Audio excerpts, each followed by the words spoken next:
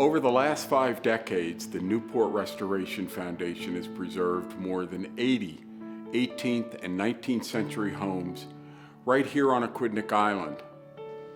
This particular home, the William Vernon House, is one of the finest examples of 18th century Georgian architecture in all of New England, and it has stories to tell us. In 2020, we decided to embark on a study to learn more about the history and architecture of this beautiful home. Over the next several months, we hope to introduce you to some of the people engaged in this study and share with you their journey of discovery.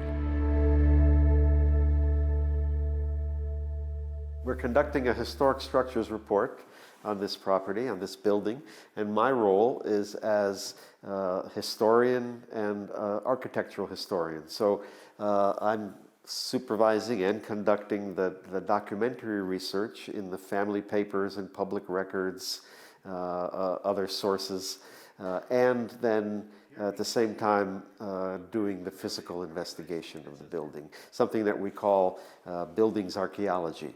Think of it a deep dive into the physical fabric of the building, the documentary history, all as a way of helping understand how people lived, what they were concerned about, how a house like this functioned, what kind of neighborhood was it in, what were the environs like, what was Newport like in 1709 when this was first created, or in 1760 when it grew into the second part, or during the Revolution when, Newport was basically, nearly obliterated by the English or by the British occupation.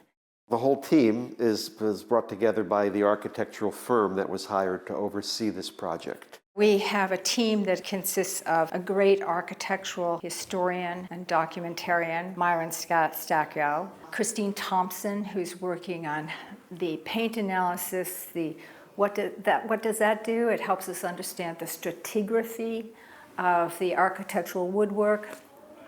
She is also a person who is very interested in the murals in the northwest chamber. My specific job is to document the paint history in this house.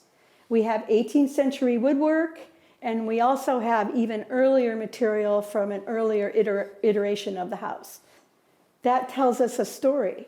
If it's missing layers, then maybe this element was added at a later date. So it's a tool that we can use to kind of figure out the evolution of a room. The historical component is one part of the larger project to understand the history of the building, to guide the decision-making on what's important, what's not important, what's possible to be done with the building, what's not possible.